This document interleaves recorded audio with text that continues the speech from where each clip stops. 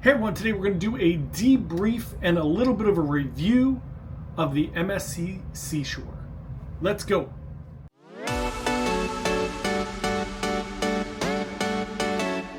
Hey everyone, John here from Byte Size Cruises. Welcome back to the channel. Today we're going to do a little bit of a review and a debrief of the MSC Seashore. It is Sunday morning. I am getting ready to leave my room and head off the ship. So I figured now is the perfect time to kind of put my thoughts together and do this debrief so that I don't lose too much time in between getting off the ship and doing this. Generally, I wait about 24 hours to do these, but I find even then I start to forget certain things from the beginning of the trip, like embarkation. So I wanted to kind of put all my thoughts together right away, so you have a pretty good idea. I have to be out of the room by 7 a.m. I already did the news this morning before I got changed. I took a shower and then had to put on my shirt from last night because everything else is packed. Hilarious. Anywho, so let's talk about the MSC Seashore. First off, I'm going to go through a bunch of different things. I'm going to talk about embarkation. I'm going to talk about the ship in general. I'm going to talk about service, food, entertainment, itinerary, and usually I talk about disembarkation, but I'm still on the ship. So I'll tell you what I think it's going to be like because I have some interesting thoughts. And as always, I'm going to do separate reviews for included food, specialty dining, the entertainment, all of those things. So keep an eye out for those in the following weeks where we'll get very detailed on all of those things. Anyway, let's get into it. All right, first off, let's talk about embarkation. So normally I am an early to the port kind of person. I like to get to the port around 11 a.m. whenever they start. I always opt for the earliest check-in time that I can get. And I like to get on the ship early. I just like to walk around and enjoy myself and start my trip early. However, this time I decided to try to wait a little bit, hoping that it would be a little easier. I was going to take a shuttle over from the hotel. So I did the 12 o'clock check-in. I set up the shuttle from the hotel, which was only $10. It was great, from Town Place Suites. And got on the shuttle at 11:30 a.m. As soon as we got on the shuttle, he let us know that there was a big delay at the port for some reason. I don't know why. I've been to Port Canaveral many times. I've never had an issue getting in or out of the port, so it's really interesting. I'm not sure what was going on, but it happens in Miami all the time too. So wound up not getting into the port till about 12, a little bit after 12, which was totally fine. So it was a little chaotic there, and then once he dropped us off, it got even more chaotic there was a huge line outside, which again, I go out of Port Canaveral a lot. I've never had to wait outside in a line, especially at noon. Usually, like if you're there at 10:30 or 11 o'clock in the morning, yeah, of course, sometimes they're not open yet. But at noon, it's usually smooth sailing. Anyway, waited outside for about 30 minutes in a little wraparound line where it was slightly chaotic. And then zoomed up the old escalator and into the port. From the time I got into the building to the time I was on the ship was about 15 minutes. So I'm not sure what the delay was all around there. It wasn't a big deal. Once I got in there, security, check-in, and getting on the ship. The only thing was the people that were checking us in, when he checked me in, he said, have you been on MSC before? I said, yeah. He said, okay, great. Your rooms are ready. So once you get on the ship, you can go right to your room. You can drop off your stuff. So I got on the ship. I wandered up, walked up the steps, went right to my room, and the rooms were in fact not ready. They were not ready until about a little after 2:30 maybe.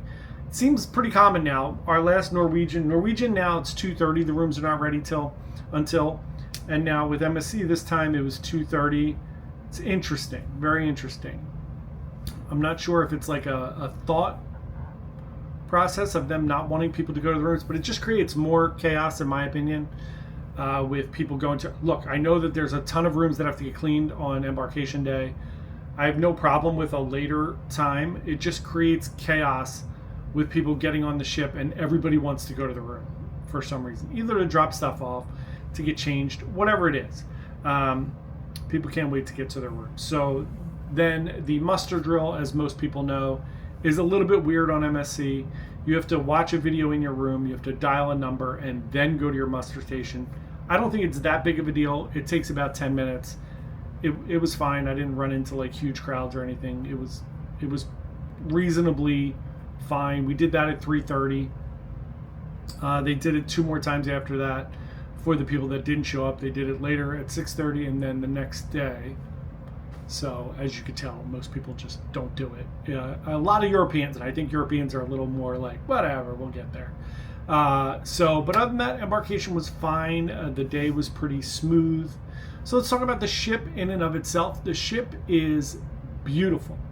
So this ship is a few years older than Seascape, which I've been on. It's pretty much the exact same ship. Looks the same, feels the same. Everything's very similar. On Seascape, I was in the yacht club. This time I'm in an inside cabin. Cabin's beautiful, as you can see, very nice. It's a big inside cabin. No issues at all with the cabin. Couple like nitpicky things with the room itself. I had my do not disturb on for a while because I do a lot of work, so I have my laptop out and everything.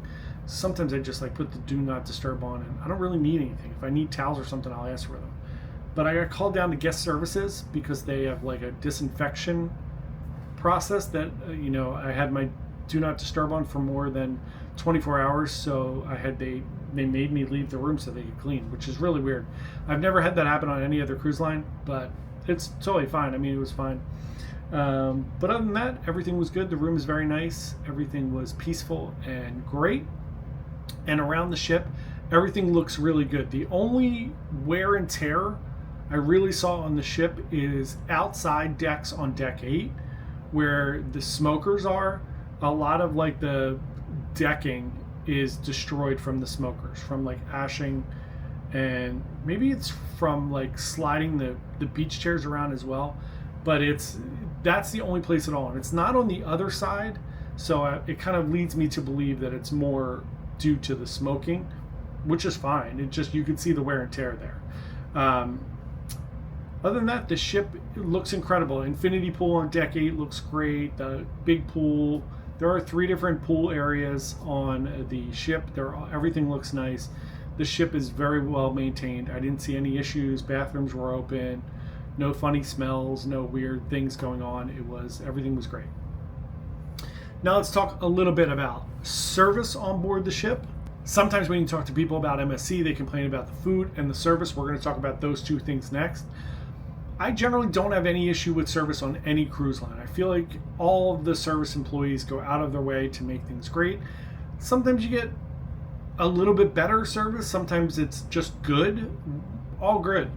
My only complaint or nitpicky items on this sailing was in the main dining room for brunch and breakfast. They're the only 2 times I ate in the main dining room, full disclosure. The service was extremely chaotic. Meaning like someone took you to your table, and then someone would come over in like 5 minutes and ask you if you wanted coffee or juice or anything. Then someone else would come over and ask if you wanted that, and then somebody would come over to scan your card to like check you in. Then someone else would come over and they'd be like, oh, you already got checked in. And then it would take 15 minutes to take your order, and then things would come out sporadically. But other than that, and that's not so much like the people doing it, I think it was just chaos, and I don't think it's organized really well for those type of things. Also, there's like when you're in breakfast or lunch or brunch or dinner for that matter, there's like servers, then there's like the assistant maitre d's, there's management. It seemed like there was more management than people serving. Like I saw people walking around looking fancy, just like looking at the tables, looking at me not ordering my food, and then there wasn't enough actual servers or runners to do the work.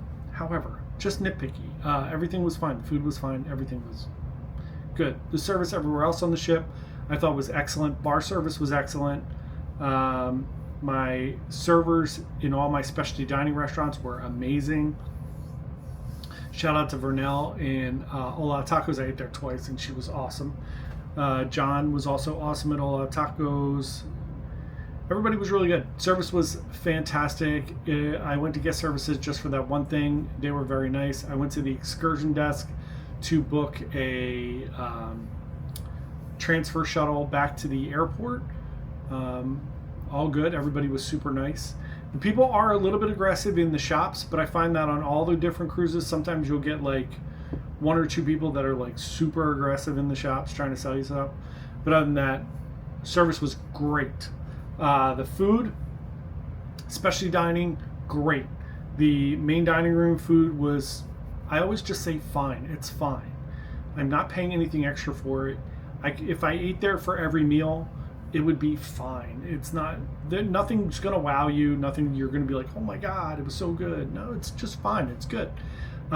Same with the food in the buffet. We'll do a whole review, but the food is fine in the buffet. It's not, I always think that there's maybe not as much variety in the MSC buffet as there are on some other cruise lines, but all the food is good. Everything was perfectly acceptable for included complimentary food, right? So, and again, we'll do a full review of included food and specialty dining food. Next up, let's talk about the entertainment. This is one for MSC that's kind of always the same for me. The best, I was talking to someone else. I met this couple, Zach and Brady, and they asked me what I thought about the entertainment. I was like, and they were like, it's a little clunky. And I'm like, that's a good word for it, clunky. So I'm stealing Zach and Brady's word. It is a little bit clunky. So when I was on Seascape, we talked a lot about the production shows. I love nightly production shows. It's one of my big complaints about Norwegian, that they've gone away from that and they do like a game show, or they have like one show that's in the theater a few nights. I love a good old-fashioned just like production show every night. And even if it's like on a 7-night cruise, if it's 4 nights, there's production shows. And then there's like a guest star, which there was on this one. They did 2 Michael Bublé shows. And then they did one other show. I don't know why I'm blanking on it. Maybe there was 5 production shows. The Journey, Rock. They did one new one the other night. It doesn't matter. So the production shows on Seascape, when we talk about it from Seascape, were just a little weird. The shows are a little weird. Now I know they're trying to like do it for all audiences because there's some Europeans, there's some Americans. It's fine. They were a little bit weird, and we said it on that cruise, and specifically on Seascape. There was one night where like one person was lip syncing. There was another night where 2 people were lip syncing. Then by the end of the cruise, it was like 5 people were lip syncing. Some of them weren't even singers. They had dancers playing the singer parts, but they were lip syncing. It was really weird.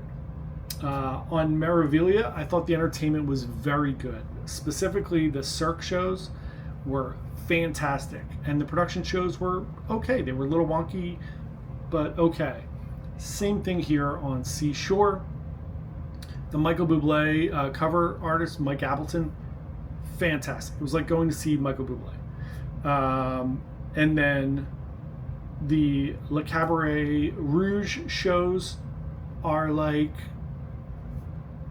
it's fun. It's like a 4-hour variety show every night.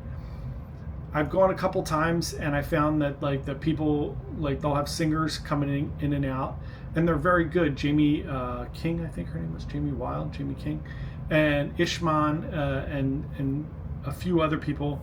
I found them to be pretty good, but they had like 4 or 5 songs that they sang, and they sang the same 4 or 5 songs. Again, it's fine. Not everybody's going to those shows every night, so it's just nitpicky stuff here.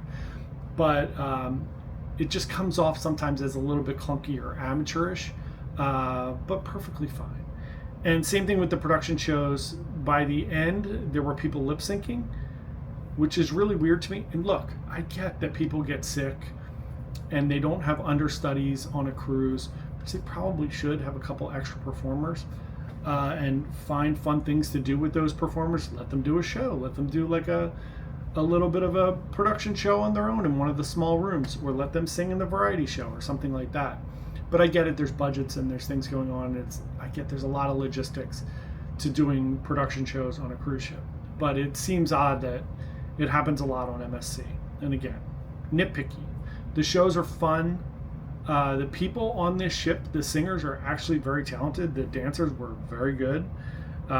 Everybody was excellent. It was just weird that, by the end there's people lip syncing again. Just weird. We'll see how it is on our next cruise. We're back on Meraviglia in a few months, so it's interesting. That's all. Just a few notes on the entertainment. It's just a little clunky, and hopefully that gets better as MSC builds up more of a North American following and presence here. The itinerary, let's talk about that. It was excellent. So the itinerary, we went to Nassau, Puerto Plata, and San Juan. Ideally, this cruise would also, since we're going to Nassau, would also have an Ocean Key element in it, and it probably would have, but Ocean Key is getting renovated. They're fixing some things up, and they're dredging for World America. That's going well. It's going to open on time, so all good there. But Nassau is Nassau, right? It's a fine port. Puerto Plata, one of my favorite. Like, if you're just going to hang out in the port, it's a great one. San Juan, great culture, great food, great things to do around the port. So really good. And then we'll see on Disembarkation tomorrow. They did a really good talk about Disembarkation, so I'm hoping that they stick to their guns with policies and things like that. And that's it. That's my little debrief and my review. I had a great time. This was a great ship, great experience. We'll do full reviews of everything in the next few weeks, so check those out on the channel. If it's your first time coming to check us out, thank you so much. We are a small travel agency. We put out a brand new cruise video every single day. I probably should have said that a long time ago. But thank you so much. We'd love for you to consider subscribing and like the video if you thought it provided some help for you. Thank you all so much. We will see you tomorrow, and have a great day. Happy cruising. Bye.